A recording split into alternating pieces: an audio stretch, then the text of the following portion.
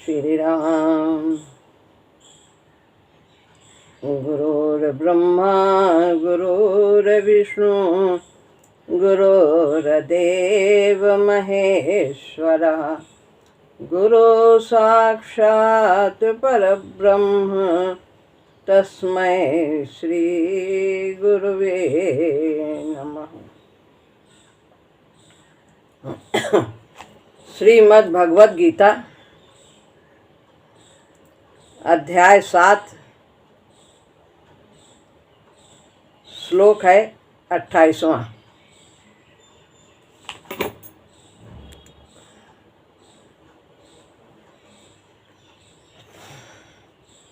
येषां त्वन्तगतं पापं जनानां पुण्यकर्मणां ते द्वन्द्वमोहनिर्मुक्ता भजन्ते मां दृढव्रतः। पिछले श्लोक में इच्छा और द्वेष से मोहित सम्मोहित जो व्यक्ति हैं उनकी चर्चा की थी, और अब इसमें भगवान पुण्यवान लोगों की बात बता रहे हैं। कहते हैं, और जिन पुण्य कर्म करने वाले लोगों का पाप क्षीण हो गया है, वे द्वंद्व मोह से छूटे हुए दृढ़ व्रत हुए मेरा भजन करते हैं। कौन लोग? जो द्वंद्व मोह से रहित होकर के, जिनके पाप कम हो गए हैं, क्षीण हो गए हैं और दृढ़ व्रती हैं, एक दृढ़ निश्चय है उनका कि परमात्मा को पाना है, ऐसे लोग मेरा भजन करते हैं, भगवान कहते हैं। कौन लोग कर पाते हैं भगवान का भजन? व्याख्या करते हैं गुरुदेव भगवान,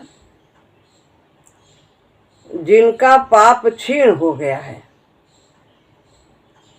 वे करते हैं प्रभु का भजन, तभी मन लगता है इस ओर, तभी वृत्ति जगती है भजन के लिए। जिनके पाप कम हो रहे हैं, क्षीण हो रहे हैं, जब तक पाप संस्कार प्रबल होते हैं और पुण्य कर्म होते हैं, पाप प्रबल होते हैं, तमोगुणी वृत्ति प्रधान होती है, तब तक बुरे कर्मों में रुचि होती है, अच्छे कर्मों में मन नहीं लगता है। दूसरों को कष्ट देने में ही उन्हें अच्छा लगता है, स्वार्थ से युक्त होकर के ही उनके सारे कार्य होते हैं। तो जब पाप प्रबल होता है, प्रधान होता है, तो फिर बुरे कर्म में रुचि होती है। फिर उधर से रुचि कम होती है तो भीतर के रोगों से संतप्त रहता है। भोग भोगते जब थक हारा, बहुत भोग लिया है, सब कुछ पाने की चेष्टा की, लेकिन फिर भी शांति नहीं है, तब फिर उधर से रुचि कम होती है कि इंद्रियों के द्वारा भोगने पर भी तृप्त नहीं है, शांति नहीं है। इनको जितना खिलाओ उतना ही ये और मांगती हैं। खाकर पेट पिराना, महाराज जी कहते हैं, हाथ फेर देना, कुछ है ही नहीं। तो फिर वो भोगने से उसकी रुचि कम होती है, लेकिन अंदर जो भीतर के रोग हैं वे तो अभी शांत नहीं हुए हैं, उनकी प्रबलता है। कौन से भीतर के रोग हैं? काम क्रोध लोभ मोह राग द्वेष अहंकार, ये सब हैं अभी अंदर। ऊपर से वो अपने को रोकने की चेष्टा करता है बुरे कर्म करने की, लेकिन अंदर मंथन चलता रहता है। द्वेष से, क्रोध से और ईर्ष्या से ये सब विकारों के कारण वो दुखी रहता है, संतप्त रहता है। दुख के कारण तो यही है, काम, क्रोध, ईर्षा, राग, द्वेष, कामना, यही दुखी करते हैं व्यक्ति को। तो ये अभी शांत नहीं हुए होते हैं, इनसे वो दुखी रहता है। ऊपर से तो रोकता है, लेकिन अंदर ये सब चलते रहते हैं, मनन, इनका चिंतन होता रहता है। प्रभु का स्मरण नहीं कर पाता, बार बार वृत्ति पाप की ओर जाती है। वो बुराई करता नहीं, परंतु बुरा सोचता है, अतः परेशान रहता है, शांति नहीं होती है उसको। जब इस संसार से भी छूटता है तब वो हल्का होता है। कौन सा संसार? यही काम, क्रोध, लोभ, मोह, इनका डेरा रहता है, तो वो दुखी रहता है। जब इनसे हल्का होता है तब उसकी प्रभु भजन में रुचि होती है। थोड़ा हल्का हुआ, दुखी होता है ना, अब उनकी पीठ नहीं थपथपाता, फिर वो इन विकारों से दुखी होता है, इसलिए उसकी रुचि कम होती है इन सब वृत्तियों की ओर। फिर वो हल्का होता है, तब प्रभु भजन में उसकी रुचि होती है और फिर मन लगता है। रहते हैं, पाप भी रहते हैं, पुण्य भी रहते हैं, लेकिन ये धीरे से कम होते हैं, क्योंकि साधक इनको प्रोत्साहित नहीं करता। इनके कारण वो दुखी होता है कि ये कब जाए। फिर बन पड़ता है भगवान का भजन। जब किसी व्यक्ति में कोई प्रबल पाप संस्कार अटक जाता है और भजन करता रहता है, और फिर आ गया कोई ऐसा संस्कार निम्न वृत्ति का प्रारंभिक अवस्था में, तो भी साधन से उसका मन उखड़ जाता है। कोई गहरा आघात पहुंचता है सांसारिक, चाहे भले ही देखने में छोटा हो, उसे वो गहरा प्रतीत होता है, तो भी उसका मन भजन से उखड़ जाता है कि अरे देखो ये काम नहीं बना, क्या है भजन करने से, क्या है, तो मन हट जाता है। भोग संस्कार के बलि होने पर वर्षों और कभी कभी शेष आयु भर व्यक्ति भटका रहता है, पूरे जीवन भर इस ओर मुंह नहीं करता। ऐसी उसके अंदर भावना आ जाती है संस्कार के कारण, ये निम्न प्रवृत्ति के कारण। वह फिर भजन से उसके अंदर एकदम से अरुचि हो जाती है और वो फिर इधर नहीं आता है। कभी थोड़े समय में आ भी जाता है, कोई ऐसा झोंका आता है पुण्य का कि वो उसको रास्ते पे लगा देता है। जैसे पानी रुका हुआ होता है, पत्थर लगा और कोई तेज बहाव आया, पत्थर को हटा दिया, फिर वो पानी तेजी से बहने लगता है।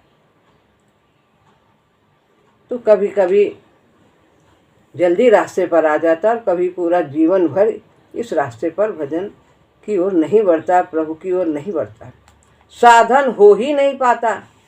परंतु ऐसी हालत में समझना चाहिए कि जो समय अथवा शक्ति इसके क्षीण होने में लगी वो व्यर्थ नहीं गई। अगर वो बैठ भी गया, नहीं किया उसने, तो वो भी उसके विकास की मांग थी। संस्कार बहुत बली थे। जैसे जड़ भरत ने एक जन्म इसमें लगा दिया, हिरनी के चक्कर में बच्चे के मुंह में पड़ गए, तो उनका बेकार नहीं गया। जो दोबारा जन्म हुआ एकदम वैरागी हो गए। हिरण का जन्म मिला उन्हें, लेकिन फिर उन्हें चेत था उसमें, और वो घास तक हरी नहीं खाते थे कि कहीं मोह न हो जाए, सूखे तिनके घास खाते थे। तो वो बेकार नहीं गया। जो यदि उसने छोड़ भी दिया तो समय और शक्ति बेकार नहीं गई, जो पहले किया था वो व्यर्थ नहीं गई। आखिर संस्कार का क्षीण होना भी तो अनिवार्य था। कहीं से निकलना था, जड़ भरत था, घर गृहस्थी में होते तो वहाँ निकल जाता, परिवार में होते, लेकिन उन्होंने पहले त्याग कर दिया था। और आसक्ति कहीं थी, पहले उनके अंदर बस गई थी, कुछ रह गया था शेष, तो भगवान ने कृपा करके निर्मल करने के लिए ये रास्ता दिया। उसके छीण हुए बिना भी तो आगे नहीं चला जा सकता था। एक कर्जा लिया हुआ था प्रकृति से, वो चुकाना ही चाहिए था, सो इससे चुकाया गया। जो थी कहीं भी रुकावट वो इस प्रकार से दूर हो गई। जो विकास क्रम को समझता है वो नहीं घबराता, आखिर आगे बढ़ने के लिए जो कीमत देनी है उसे खुशी खुशी वो देता है।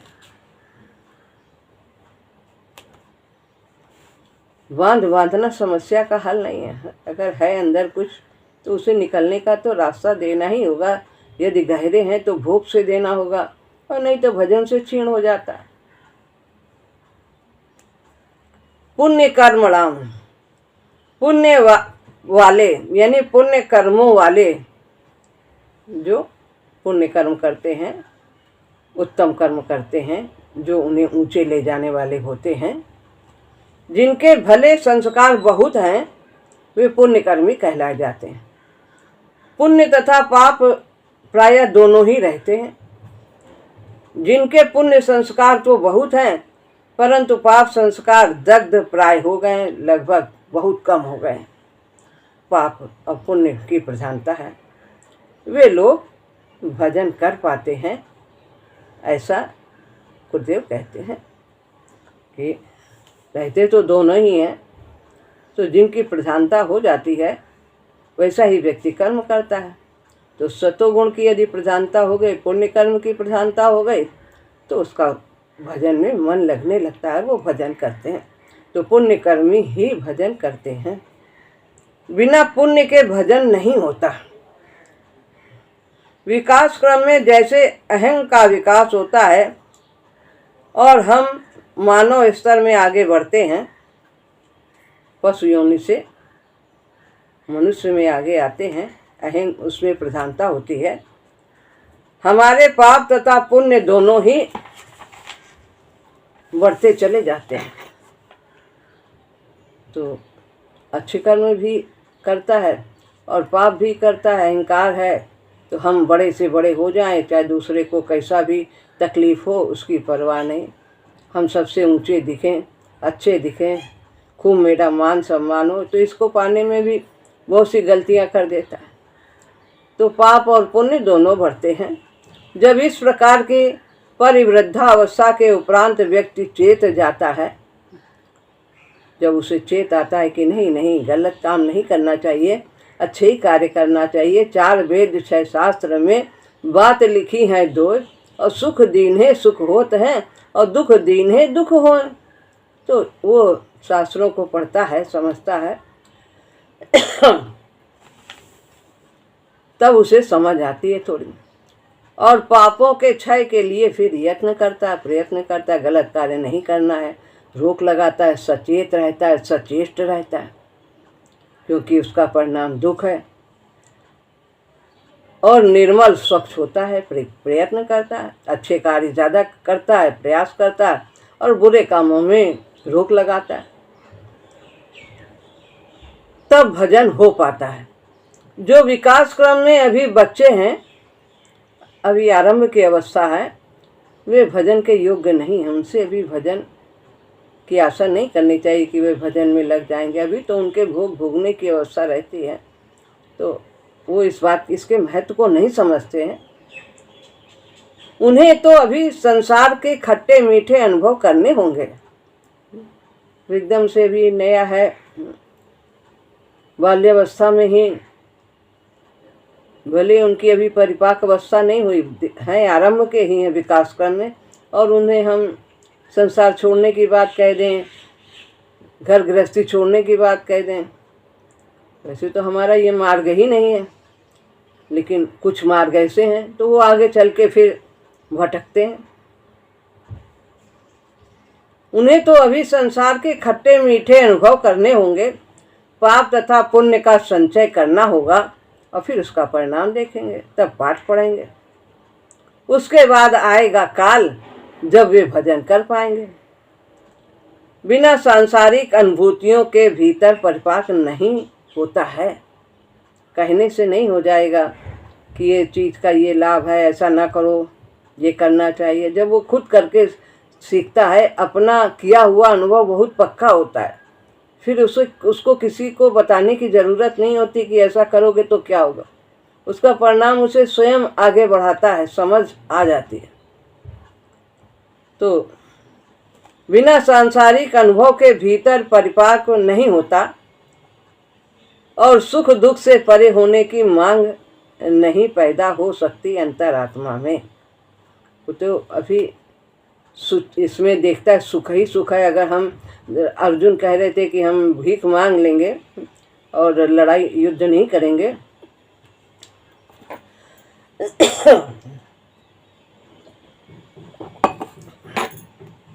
लेकिन ऐसा वो कह रहे थे ऊपर ऊपर से, लेकिन वो करते नहीं ऐसा।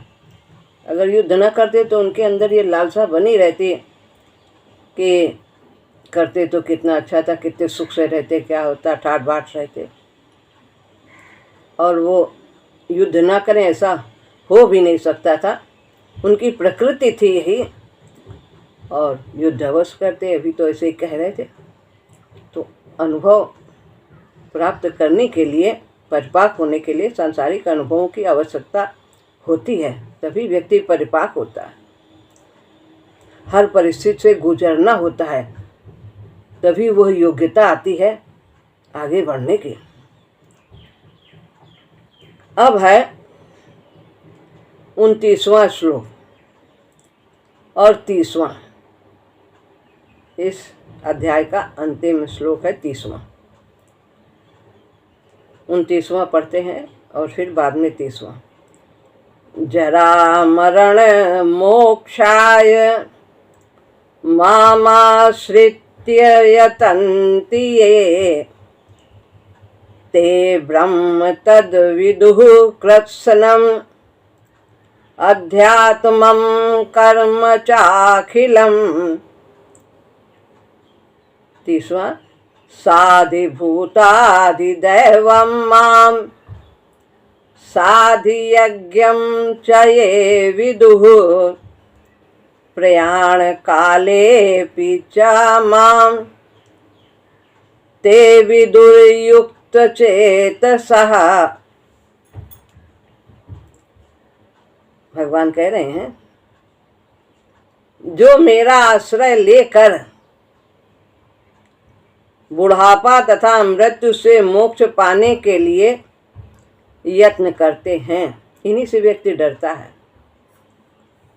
क्योंकि बाल अवस्था खेल गंवाया, झूम झूम मद मस्त जवानी, इसमें तो ऐसे ही चला जाता है। तो बुढ़ापा और मृत्यु ये दुखदायी प्रतीत होते हैं। तो इनसे मोक्ष पाने के लिए, छुटकारा पाने के लिए जो यत्न करते हैं, किस प्रकार से भगवान का आश्रय लेकर प्रभु का भजन करते हैं, उन्हीं का सहारा है, वे उस ब्रह्म को जान जाते हैं। ब्रह्म को, परमात्मा को, निर्गुण को, सगुण को, सभी को जान जाते हैं। समूचे अध्यात्म को जानते हैं, सब कुछ जान जाते हैं। भगवान को भी जान जाते हैं, यानी ज्ञान को भी जान जाते हैं, और विज्ञान को भी जान जाते हैं। भगवान से उत्पन्न विभूतियों को भी जान जाते हैं। तो वह सभी भूत प्राणी को, सभी कुछ वो जान जाते हैं, जो प्रभु का आश्रय लेकर के भजन करते हैं। मोक्ष पाने के लिए, बुढ़ापा और मृत्यु से मोक्ष, इतना ही अगर कामना है तो भी वो भगवान को पा जाते हैं। एक कामना है कि बुढ़ापा और मोक्ष, मृत्यु दोनों से मुक्ति मिल जाए, आवागमन से मुक्ति मिल जाए, तो वह प्रभु का आश्रय लेकर के भजन करते हैं और ब्रह्म को जान जाते हैं, पा जाते हैं। समूचे अध्यात्म को जानते हैं और अखिल कर्म को जानते हैं, संपूर्ण कर्म को भी जान जाते हैं कि ये सब कर्म कौन कर रहा है, किसके द्वारा हो रहा है, कर्म क्या है, कर्म के रहस्य को जान जाते हैं। तो जो मुझे अधिभूत, अधिदैव तथा अधियज्ञ जानते हैं, वे युक्त चित्त वाले मृत्यु के समय भी मुझे जाने रहते हैं। जिसने आरंभ में जान लिया तो मृत्यु के समय भी वे जाने रहते हैं, भले ही वो कौमा में हो जाएं, उनकी जड़वत अवस्था हो जाए, पाषाणवत अवस्था हो जाए, लेकिन जिन्होंने जान लिया है वो अंत समय भी उसे जाने रहते हैं, विस्मरण नहीं होता है। प्रभु स्वयं उसे जनाते हैं। ऐसी स्थिति आने पर भी कहते हैं, यदि मैं ऐसा ना करूं, कैसा कि जिसने मेरा जीवन पर्यंत भजन किया है और अंत समय उसकी स्थिति पाषाणवत हो गई है, कौमा में हो गया है,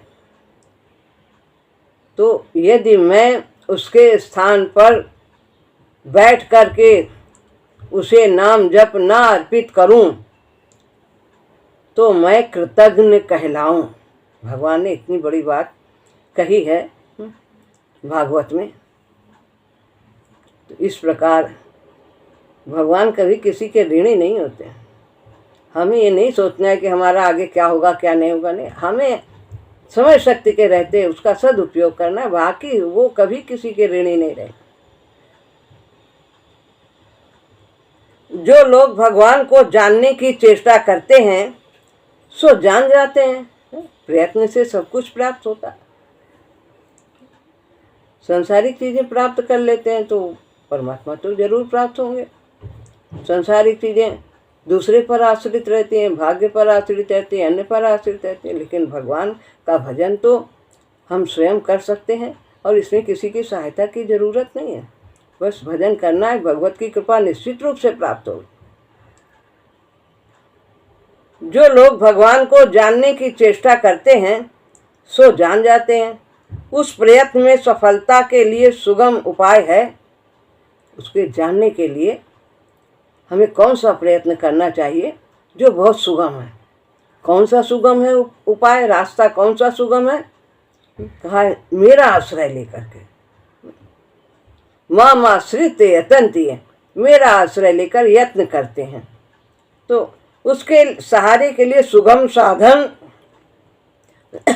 बताया है, भगवान का आश्रय लेना, आश्रय लेकर प्रयत्न करना, अपने बल का नहीं कि हम अपने बुद्धि से अपने धन से हम भजन कर रहे हैं, इतना दान कर रहे हैं, इतना कुछ कर रहे हैं, सब अच्छे अच्छे कर्म कर रहे हैं, पुण्य कर रहे हैं, ये सब कर रहे हैं, ऐसा कुछ नहीं। सब प्रभु ने दिया है और प्रभु ही करवा रहे हैं और उन्हीं की शक्ति से हो रहा है। बस यही है कि प्रभु का आश्रय लेना और आश्रय लेकर प्रयत्न करना।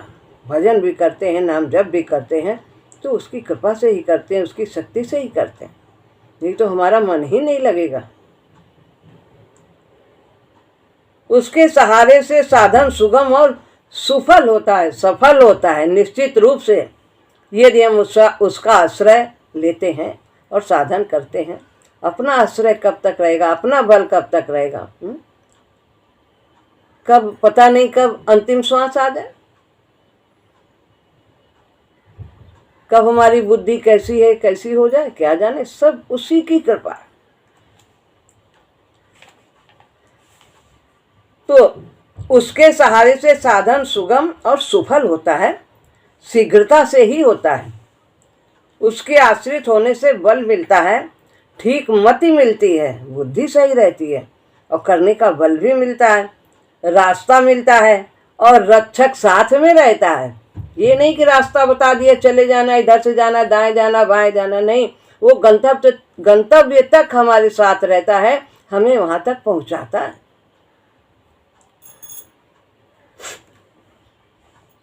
कठिन घाटियों में प्रोत्साहित करता हुआ, बहुत सी ऊंची नीची घाटियां आती हैं, व्यक्ति हताश हो सकता है, लेकिन नहीं, प्रभु का आश्रय है तो जैसे अर्जुन ने सब कुछ अस्त्र शस्त्र छोड़ दिया, हताश हो गए, लेकिन भगवान ने उनको कैसे अपने कर्तव्य को करने के लिए प्रेरित किया, प्रोत्साहित किया, कितना समझाया, तो वो प्रोत्साहित भी करते हैं, हमारे अंदर बैठ करके हमें बुद्धि देते हैं, प्रोत्साहन देते हैं। उसका आश्रय लेने का अर्थ प्रयत्न को छोड़ना नहीं है कि हम ना करें, वो करेगा, सब उसी का सहारा। जो हमसे बनने का है वो हमें करना, बाकी जो नहीं बनेगा वो तो वो करेगा ही। प्रयत्न में ढील नहीं होनी चाहिए, प्रयत्न करना है उसके इशारे के अनुसार। एक तेरा इशारा काफी है। वो साधन की मांग की अवस्था है जब व्यक्ति के अहंकार की निवृत्ति की अवस्था आती है, तो अहंकार भी निवृत्त हो जाता है।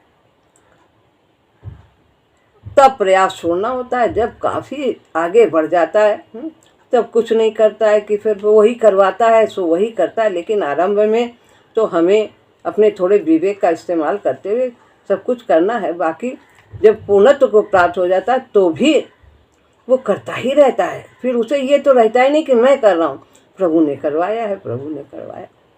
अहंकार की पूर्ण निवृत्ति हो जाती है, तब प्रयास छोड़ना होता है। उसके करने और ना करने का कोई मतलब नहीं होता है, फिर भी वो कार्य करता है। कर्म को संस्कार क्षीण करने के लिए उसे कार्य नहीं करना होता है कि पाप संस्कार क्षीण करे, नहीं, वो करता है फिर भी जन कल्याण के लिए। तब प्रयास छोड़ना होता है, पूरी तरह से निर्भर होना होता है। उस अवस्था में प्रयत्न बाधक हो जाता है कि मैं करना, मुझे इतना करना है, मुझे इतना पाठ करना, मुझे बैठना, सब कुछ स्वतः ही होता है। अतः उसका परित्याग करना ही होता है। व्यक्ति को तो साक्षी बनकर महाशक्ति के द्वारा भीतर किए जाने वाले साधना रूपी खेल को तटस्थ होकर देखना होता है कि उसने करो, देनहार कोई और है, जो देवे दिन रहे, कर रहे हैं काम रहीम जी, लेकिन कौन वो करवा रहा। तब व्यक्ति की जिम्मेदारी पूर्ण रूपेण मंगलमयी माँ पर होती है, प्रभु करवाते हैं। अब है जरा मरण मोक्ष है, बुढ़ापा और मृत्यु से मुक्ति के लिए। बुढ़ापा तथा मृत्यु से छूटने के लिए साधन करने वाला भी मुझे जान जाता है, अगर ये कामना भी है कि हम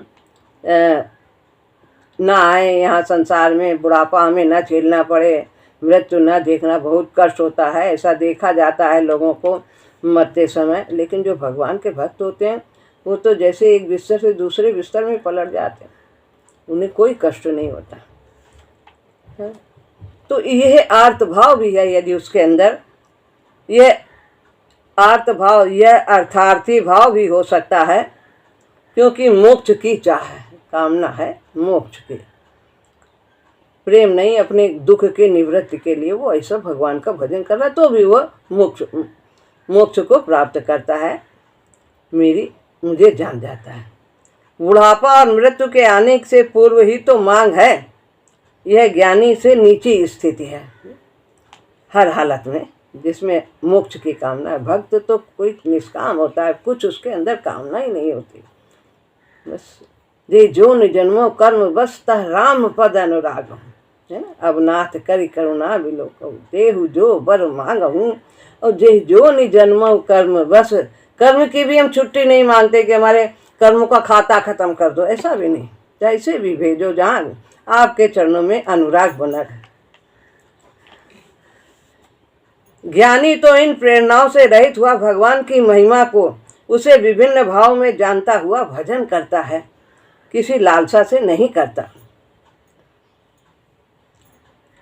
ऐसे साधक क्या जानते हैं, यह आगामी श्लोक के पूर्वार्ध में कहा और इसके अपरार्ध में भी कहा।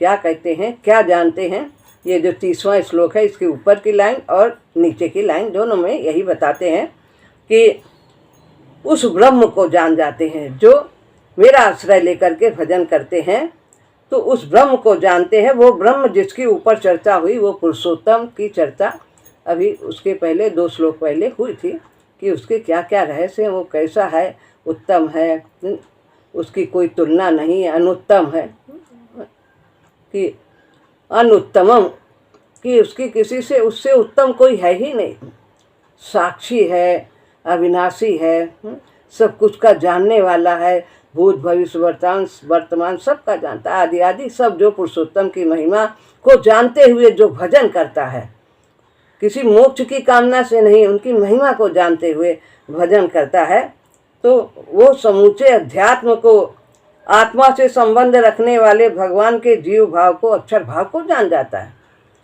सभी में, भूत प्राणियों में कौन है? वही परमात्मा है। तो वो साधिभूत आदि सभी भूत प्राणियों में आत्मा रूप में उस परमात्मा को देखता है। कर्म चाखिलम, पूरे कर्म को जान जाता है, कर्म के रहस्य को पूरी तरह से समझ जाते हैं। यह विज्ञान है कि सबके अंदर स्पंदन किसके द्वारा हो रहा है, उसी के द्वारा। वो करते हुए भी अकर्ता है, वो कुछ भी नहीं कर रहा। सारे संसार का संचालन, स्थिति, उत्पत्ति, स्थिति और लय कर रहा, लेकिन सब कुछ करते हुए भी अकर्ता है। कर्म के रहस्य को जान जाता है। जैसे वो अकर्ता है, मैं भी अकर्ता हूँ, मैं आत्मा हूँ, ये सब रहस्य वो जान जाता है। अधिभूत, भूतों से संबंध रखने वाला, भूतों में व्यापक जो भगवान का भाव है जान जाता है। जैसा कि अभी बताया कि साधिभूत आदि सभी भूतों में वही परमात्मा विद्यमान है। अधिदैव, दैवों से संबंध रखने वाला, दैवों में व्यापक जो भगवान का भाव है। सभी देव जो हैं वो सब भगवान की विभूतियां हैं, सब उन्हीं के अंग है। वो जानता है, देवता को भगवान से अलग नहीं मानता, उन्हीं के अंग है। जैसे हमारे शरीर के हाथ पैर आँख कान नाक सब अंग है, ऐसे ये सब भगवान के शरीर के अंग है। अधियज्ञ, यज्ञों से संबंध रखने वाला, यज्ञों में व्यापक जो भगवान का भाव। सभी यज्ञ, चाहे स्वाहा हो चाहे जो कुछ भी हो, वो सब कौन ग्रहण करता है? भगवान ही तो ग्रहण करते हैं। चाहे भगवत भाव से कार्य करें तो भी वो यज्ञ है, वो सब भगवान को प्राप्त होते हैं। और किसी भी देवता के लिए किसी भी प्रकार से किया हुआ यज्ञ, वो सबके भोक्ता प्रभु ही हैं। सभी कर्मों के भोक्ता वही हैं और भोगते हुए भी अभोक्ता हैं। वे लोग जो इन सभी भावों में भगवान को जान जाते हैं, यहाँ ये विदु जो जानते हैं, ये प्रयोग मानो ऊपर के श्लोक को 30वें से अलग करता है, ऐसा लगता है। परंतु प्रसंग देखने से निश्चय ही ऐसा नहीं है। ये समझ में आता है कि जो बताया है कि दोनों मिले जुले हैं। जरा मरण मोक्ष है कि बुढ़ापा और मृत्यु से प्रयत्न मुक्त पाने के लिए जो लोग मेरा आश्रय लेकर यत्न करते हैं, वे ब्रह्म को जान जाते हैं। और वे भी जान जाते हैं जो ज्ञानी हैं, प्रेमी हैं, जो मेरी महिमा को जानते हुए मेरा भजन करते हैं, वे भी मुझे संपूर्ण रूप से जान जाते हैं। साधन करते हुए जब वे लोग युक्त चित्त हो जाते हैं, मन समाहित होता है, तब भगवान में निवास करने लगता है, तब यह सब बोध हो जाता है। जब प्रभु से युक्त हो जाते हैं, साधन की परिपाक अवस्था हो जाती है, मन शांत हो जाता है, तो वह भगवान में ही निवास करने लगता है पूर्ण रूप से। हम सभी उन्हीं में निवास करते हैं, लेकिन अनुभूति ऐसा नहीं करते, लेकिन उसे ऐसे अनुभव होने लगता है और सब कुछ वो जान जाता है। इस बोध के परिणाम स्वरूप शरीर के छूटने के समय में भी उन्हें मेरी स्मृति बनी रहती है, अज्ञान से विस्मृत होती है। जिसने भगवान को इतने भावों में जाना है, उसके लिए तो सभी भगवानमय हो जाता है। ज्ञानता के कारण विस्मृत है भगवान की। हम अपने को देह माने हैं तभी विस्मृत है। तो जब हमारा ब्रह्म भाव होगा, हम भगवान के अंश हैं, तो अनुभूति हो स्वतः ही होने लगती है। और ये सब प्रयत्न से होता है, भजन से होता है। भगवत रूप हो गया है, उसे विस्मृत कैसे होगी? मृत्यु समय भी नहीं विस्मृत होगी। उसकी तो ज्ञान की आंखें सदैव के लिए खुल गई हैं।